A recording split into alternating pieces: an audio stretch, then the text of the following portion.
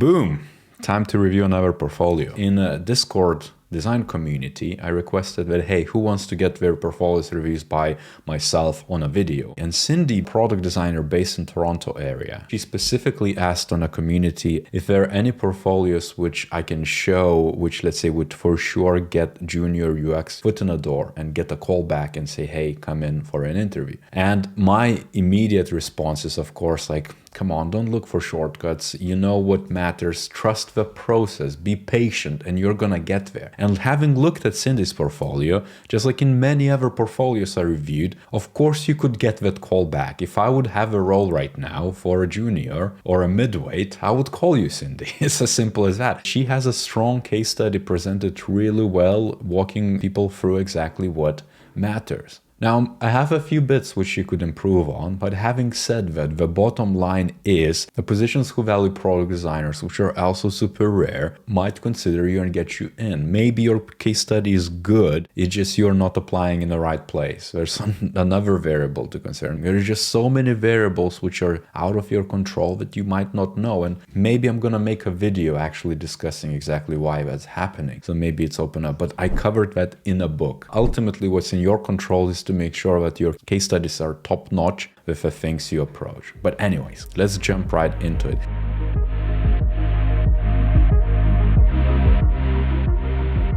Immediately, this is Shop Local, right? It's a digital transformation for Toronto's Kensington Market neighborhood. That doesn't really tell me much. Tell me exactly what experience are you actually transforming, or what is that end result of that transformation? That would matter more. One of them could be talking about the end user experience, but also the business outcome, which could be about your local governance, or how does that enhance the better well-being for people, things of that nature. You could think about the impact, the outcomes here. And then Cindy represents the example of that. Immediately, the problem statement here Cindy puts is why it kind of like, it's good enough introduction, but I feel like you can make it better and more specific. So you define a problem statement as a how might we. It definitely is one way to show a problem and frame it, but I don't think you should. You should just say that there is an issue of supporting certain unique shops and they might require digital experience because what is it? Like, you could draw out some stats. Is it that the shops are disappearing? Is it that there needs to be more buzz from people? Bringing the statistics of local governance, bringing the, disappearing shops and the issues. Like, what is the problem? Because how might we is not the problem, or that unique shops need the digital experience is not the problem. This is a solution. This is already leaning towards the ideation of how could you do it, right? How could you digitally transform? But tell me why. Why do we need to transform it? Is it that there is a discovered user problem? That's one of the things I would definitely draw out. And is there another thing which is business problem, which could be a problem of each and every shop owner, or a unique market street or marketplace problem, or a unique mayoral problem or local governance community problem? There could be a lot of different problems. Draw that out. Show me clearly that this is what you are trying to address. And then you can hint that you want to digital transform it. So, and then you put a background, you have a hypothesis to stimulate the neighborhood economy and support the local shops.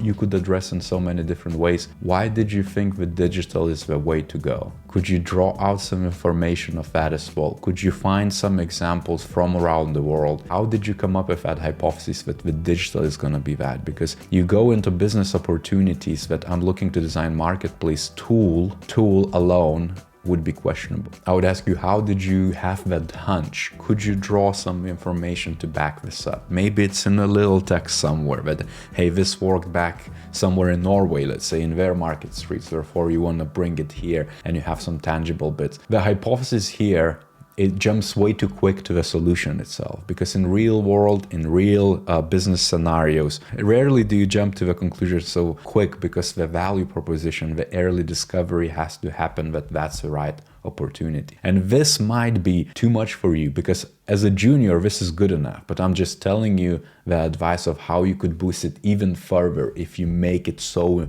hardcore informed and evidence-based. And then you did some secondary research where you looked at the programs to best support the market areas in Canada. Also visually showcase exactly the good things, the bad things. You have some metrics to support that, exactly how much do they produce, which is good overview. But when you jump into a solution saying, based on my findings, and concluded that the marketplace mobile app focused on daily essentials along with boutique goods would provide the richest digital shopping experience for local-minded consumers. And you know what I'm gonna say to this? Your previous background research doesn't easily link up. Maybe you linked it up in your mind, but you could show that how does that link up to this app idea? Because the issues here, for example, are all about the service issues. They're not app issues. I would immediately ask you if, let's say I would invite you for an interview because I see that you are laying it out well. So how did you decide that app is the right one? Like what did indicate it to you that there is a need for an app? Why not to introduce a different, let's say, program there? One of the things which I definitely question here is the grocery app competitive analysis, and if this is even needed, because what I would care more about is the user research and the attitudes of the actual people, and only then I would dig deeper into the tools they use, exactly what the experience it is right now in terms of engaging with the local communities. I would use the evidence from the user research, from the surveys, to then do some interviews, to then arrive to some sort of competitive analysis because the people would tell you what they use already. You know, the tools and the app should be some of them. Then it would be based on your users. It wouldn't just be based on what's there and the potential bits.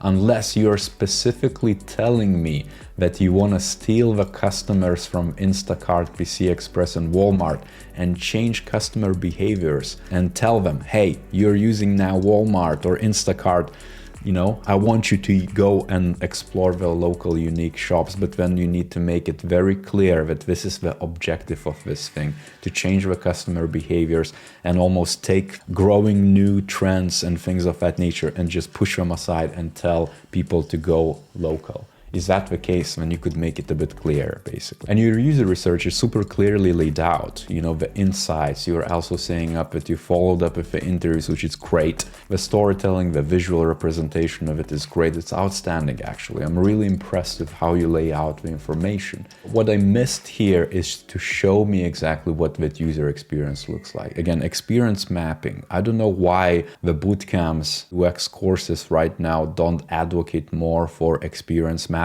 I don't know what happened with the industry, but that's almost like a fundamental. It's almost more important than mapping the personas. But the actual journeys, the actual lives of the users represented in a linear way, which anyone can understand quickly, is so much more powerful to then build on top and clearly state this is where the improvement areas are. And I'm not sure why people don't use it. So Cindy, I would challenge you to reflect back and maybe, even if you did it behind the scenes, draw it out into your portfolio or revisit it, because certainly your conclusions might be very different when you understand that, let's say, your users might be using free apps, or maybe there's certain occasion, a specific occasion where they decide to do that. And when you know that, you can double down and then create some sort of solution based off of that. But you need to understand their behaviors and attitudes right now. One thing to get back to, though, is the asked bits, and you're saying meal planning, shopping, cooking, eating routines, which shopping apps they're using, what they liked about their experience, what didn't like about the experience, what they wish the app had. So you focused on the app too quick. You again decided to take one of the users from those apps and just go ham with it. As a hiring manager, or even if let's say it would be your manager, I would say, why do you even care if it's an app yet? It doesn't really matter.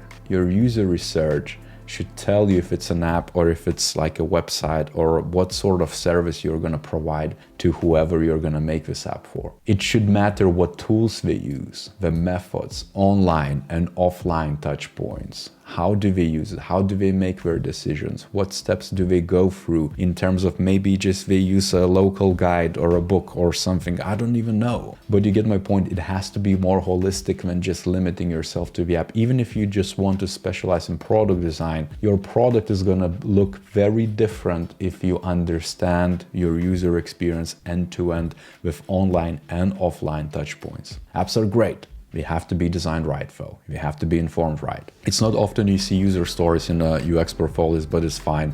I mean, it's one way to define exactly what the users would want to see. There's a lot of methods to outline this, by the way. Information architecture as well, defining the new app, the flows of the app, and then sketch the wireframes. But you see my point. If you would have had the experience map, the flow is just for a digital product, but the experience map and the to-be journey, as much as is journey, would tell you exactly how that app integrates in the user experience in their daily life. Because they experience much more than just apps. Where decisions are made before and after and during using the app. That's the most important bit, which I lack in this case study. Having said that, looking at your UI and the different bits and bobs here, I feel like one of the nitty-bitty things, which I'm quite picky, is this screen, because the accessibility here is a bit lower than I would want it to be. Specifically here, reading it's quite hard on the eyes. I would maybe keep it wide just to make it truly accessible and inclusive from the user perspective. But that's one of the small bits. I never go deep into UI design because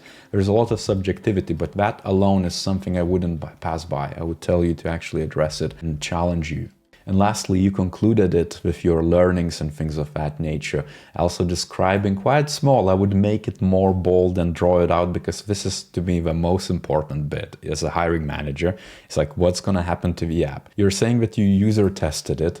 Give me the results. Show me what you got out of it. What changes are you making? What's before and after? And you're saying that you're building the design system. So you moved on slightly from that thing, and also interaction of the app, things of that nature. And you foresee 3 other areas to look at: vendor website, admin dashboard, and finally delivery service app, where I would be like, how did you arrive at that? Is there something I missed myself in your case study where you outline? And this is the type of thing which I would want you to define before jumping into conclusion, saying that I think we're gonna need to consider more users. I think we're gonna need to consider other touch points and tools and apps, and maybe it's even offline printouts to engage with the user so they know about it. How would they even adopt or find out about this? Maybe it's a partnership with one of the existing authorities locally, or the unique shops you want to kind of support and draw out. Things of that nature. You came at this problem as a product designer. It's like, I'm gonna make a UI in the end of it. That's a key issue. If you would just stop a minute and fair enough, keep those skills about the UI and the product design and coming up with different features in a digital format, but you need to invest a bit more in the ethnography of it. To do it justice, your user groups would look quite different. It wouldn't just be a final app user. It would be also the unique shop owners. It would be the local authorities. It would be a lot of different user groups you need to consider, and that would make it a proper UX project, because you would approach it first holistically, like diverging to all the different directions until you find exactly how do they overlap, and then converging into that product or solution, and then laser focusing. To me, the only thing, and this is more of a process improvement, is not to laser focus so soon or decide that it's going to be an app. Because it could be a website, it could be a multitude of websites, it could be several apps, it could be a program you're going to roll out with no digital touchpoints, and you should be okay with that. If you truly want to improve someone's lives, it should be okay. And on that note, and as per usual, I'll see you next time.